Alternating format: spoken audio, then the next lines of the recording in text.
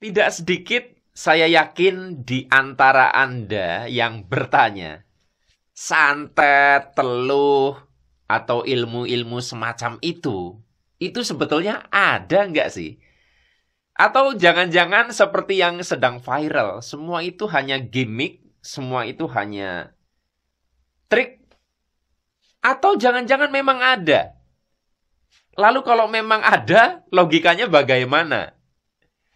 Jika Anda penasaran terkait hal ini, video kali ini untuk Anda.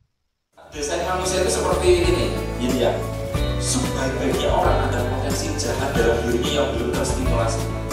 Sejahat-jahatnya orang ada kebaikan di dalam dirinya. Yang ini kalau kita sentuh terus ini membesar.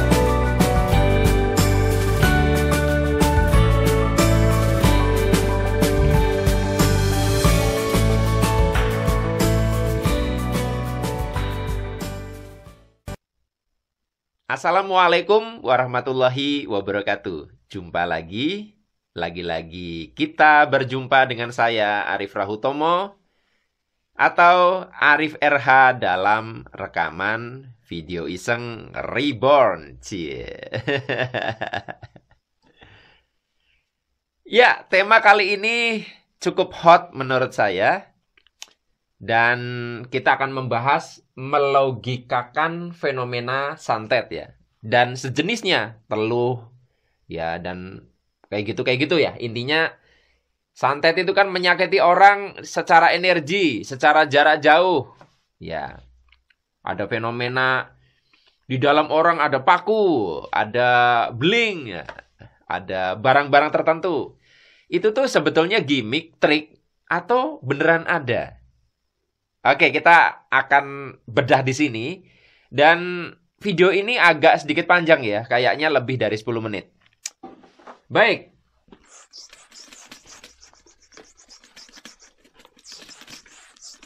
Fondasi awal untuk memahami ini, saya selalu memiliki paradigma bahwa sesuatu ini bisa santet, bisa barang, bisa apapun, itu selalu ada bercabang menjadi dua. Satu adalah yang original.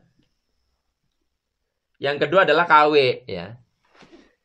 Ya, Anda kalau beli barang-barang elektronik, beli pakaian, kan Anda akan ketemu yang original dan yang KW ya.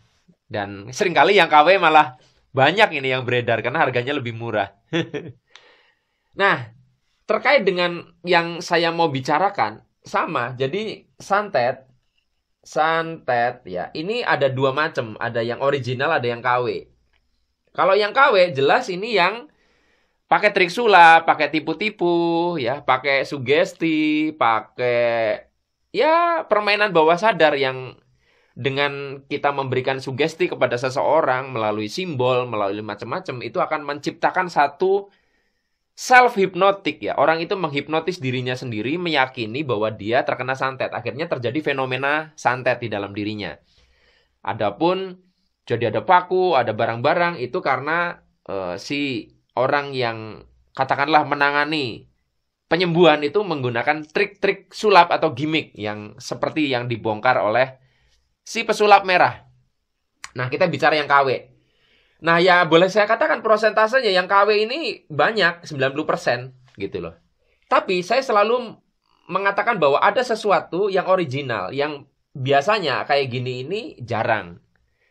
Porsinya itu sedikit tapi ada. Itulah sebabnya saya katakan santet itu ada tapi tiada, tiada tapi ada. Karena fenomenanya, frameworknya di awal ya, kerangka kerjanya karena ada yang original, ada yang KW. Dan orang kadang karena nemu-nemu yang KW gini, punya satu generalisasi, wah berarti santet nggak ada gitu. Sama seperti Anda menemukan orang-orang sakti, dukun-dukun yang mengatasnamakan agama, mengaku punya kelebihan, mengaku punya karomah, ternyata pakai trik sulap. Muncul generalisasi, wah jangan-jangan orang-orang yang katanya punya kelebihan, sakti itu ternyata cuma trik. Nah, padahal selalu ada yang originalnya, walaupun jumlahnya sedikit. Nah, kali ini saya mau melogikakan yang original ini ya. Jadi yang KW ini saya skip karena inilah yang perlu perlu dibongkar-bongkar. Nah, ini yang santet original. Nah, santet original ini pun saya akan membahas bagaimana cara kerjanya dalam perspektif keilmuan saya yang berbasis sains, berbasis ilmu vibrasi, berbasis ilmu kesadaran gitu ya. Oke ya, bentar ini harus saya hapus agak. Nah, gini. Jadi saya itu menganalogikan fenomena cara kerja santet itu seperti rumusnya Albert Einstein yang terkenal, yaitu E sama dengan MC kuadrat. Di mana M ya sama dengan massa ya, massa, mass ya. Tulisannya gimana ya? Punya massa, katakanlah dia sesuatu yang dimiliki oleh benda ya. Satuannya kilogram dan sebagainya. Gram. Kemudian C ya, ini adalah celerity. Kelihatan ya, celerity itu di sini bilangannya kecepatan cahaya 3 kali 10 pangkat 8 meter per detik ya. Oke ya. Kemudian E ini adalah energi.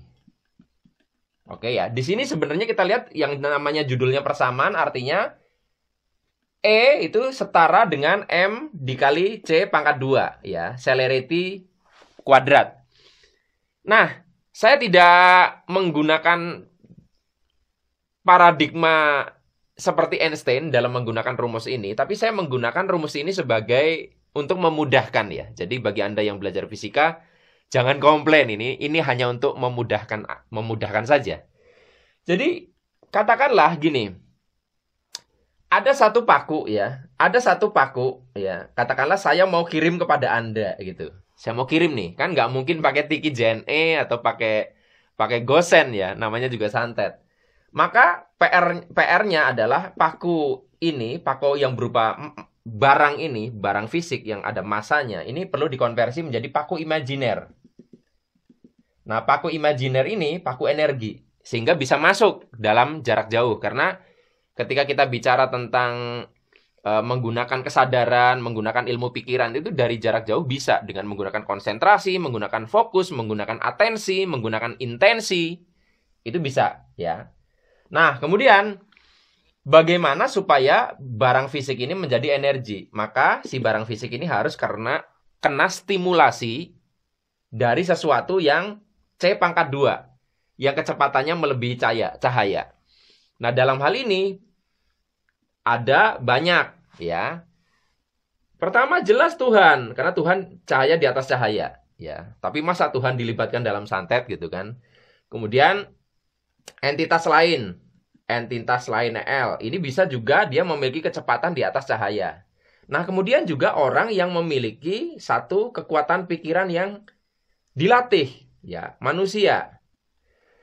Nah, disinilah peran orang yang memiliki kemampuan ilmu santet itu, dia menggunakan pikirannya dengan visualisasi, dengan cara-cara tertentu, sehingga terjadi yang namanya C pangkat 2. Mungkin Anda bertanya-tanya, kenapa kok saya sebutkan pikiran sebagai sesuatu pada celerity ini? Karena pikiran itu memiliki kecepatan lebih dari cahaya. Cahaya untuk sampai ke bulan butuh waktu. Coba sekarang Anda pikirkan, sampai di bulan, pasti udah sampai. Sampai di Mars, sudah sampai. Sampai di Pluto, udah sampai. Cahaya belum sampai. Nah, kecepatan cahaya itu kalah oleh kecepatan pikiran. Nah, di sini katakanlah ada orang yang melatih kekuatan pikirannya, ya, pikiran bawah sadarnya sangat kuat. Sehingga bisa melakukan satu visualisasi, satu intervensi di bawah sadar, sehingga terjadilah M dikali C pangkat 2 menghasilkan sebuah paku energi. Oke ya, proses ini sudah selesai nih. Nah, kemudian dikirim gitu loh. Dikirim ke si target santetnya. Udah 9 menit aja nih. Ini kalau di kelas offline, di sesi tanya jawab, saya jelasin lebih pelan, lebih detail ya. Tapi kalau di video kelamaan nggak ada yang nonton nanti. Oke. Nah, sekarang dikirim, masuk ke orangnya nih. Paku energi ini masuk ke orangnya. Di sini nih, paku energinya nih. Nah, di sini sebenarnya orang ini, katakanlah kita bicara santet original ya. Orang ini sudah kena santet secara potensial, belum menjadi aktual. Nah, lalu bagaimana itu benar-benar fenomena santet itu benar-benar terjadi misalkan? Maka di sini pakai rumus itu tadi. Kalau tadi sama dengan E sama dengan M, C pangkat 2, maka supaya paku energi ini menjadi sesuatu yang nyata, maka rumusnya berarti M sama dengan E dibagi C pangkat 2 gitu kan. Supaya ini jadi M. Nah, maka energi, paku energi ini baru bisa menjadi massa sesuatu barang fisik, dia perlu kena sentuhan C pangkat 2 juga. Yaitu ini adalah, kita sebut ini adalah pikiran tadi. Pikiran siapa? Pikiran orangnya yang jadi target santet itu. Apakah orang itu percaya banget dengan santet? Apakah orang itu takut disantet? Karena takut getarannya itu rendah kalau dalam tabel kesadaran. Ya, apakah dia khawatir kena santet? Ya, dia orangnya tidak bahagia. Pokoknya semua getaran yang rendah, maka ini akan menjadi sebuah booster ya, memperkuat proses pembagian ya, ini dibagi C pangkat 2 ini. Sehingga ketika ini memungkinkan, variabelnya cukup, terjadilah materialisasi paku energi menjadi sesuatu. Kita bicara tentang santet yang original ya. Nah, jadi sebetulnya kalau dilihat dari sini, artinya santet itu kenapa ada tapi tiada, tiada tapi ada. Karena seberapapun Anda disantet, ya, dikirim barang ke dalam tubuh Anda, kalau Anda tidak punya C pangkat 2 di dalam diri Anda yang support untuk mengekstrak energi ini menjadi sesuatu, maka Anda tidak kena santet. Yang menjadi masalah adalah Anda mempercaya itu sampai tingkatan yang sampai sangat dalam, sehingga menjadi faktor pembagi dari energi yang dikirim. Gitu loh. Nah, kalau kesadaran Anda tinggi, maka energi ini akan tertolak masuk, bahkan kalau misalkan masuk pun akan terbentengi, akan seperti kayak ada virus, kemudian langsung tubuh akan melakukan antibodi, akan membungkus itu dan membuang itu. Tetapi kalau belief Anda, ya, nilai-nilai dalam diri Anda, kepercayaan Anda, kesadaran Anda rendah, getaran Anda rendah, maka C pangkat 2 di dalam diri Anda, ya, pikiran Anda, yang kecepatannya di atas cahaya, itu akan menggenapi proses dari santet original ini. So, teman-teman, jadi kalau ditanya, ya, kalau Anda nanya bagaimana logika santet original cara kerjanya seperti ini. Tetapi yang beredar banyak juga yang adalah santet sugesti, ya. Misalnya Anda datang kepada orang pintar, apapun masalah Anda, seringkali akan disebut sebagai kena santet. Anda kalau misalkan punya masalah, datang kepada Yusuf Mansur, akan dibilangnya kurang sedekah. Datang ke Ustadz Danu, Anda disebutnya banyak dosa.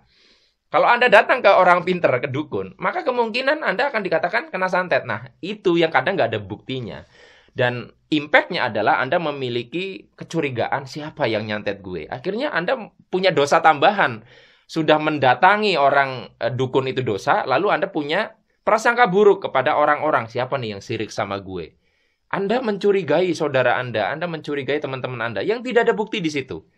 Jadi, teman-teman, ini lingkarannya nggak jelas jadinya. Oleh karena itu, baik itu original atau santet KW, itu sebetulnya adalah sesuatu hal yang nggak bagus. Tapi kalau Anda nanya tentang fenomena, apakah santet itu ada, itu tadi. Ada yang KW, ada yang ori. Dan sekali lagi, hukum alam bekerja. Ketika Anda menyakiti orang lain dengan cara apapun, suatu saat itu akan berdampak juga kepada diri Anda, jalannya apapun itu. So, teman-teman semua, logika ini mudah-mudahan bisa memperjelas apa yang sekarang sedang keruh ya. Jadi di satu sisi memang hal-hal yang KW-KW perlu diberantas, tapi yang original juga kita perlu waspadai karena ada. Karena ya, kalau di zaman Nabi sendiri kalau nggak salah, dikatakan bahwa sihir itu ada gitu loh. Ada sihir itu. Nah, artinya kan ada juga yang beneran seperti itu. Nah, cuman di sini ada juga yang KW. Ini dia yang harus saya jelaskan di sini. Mudah-mudahan bermanfaat. Sampai ketemu lagi dalam rekaman video iseng reborn yang selanjutnya. Saya akhiri billahi taufiq wal hidayah. Wassalamualaikum warahmatullahi wabarakatuh. See you.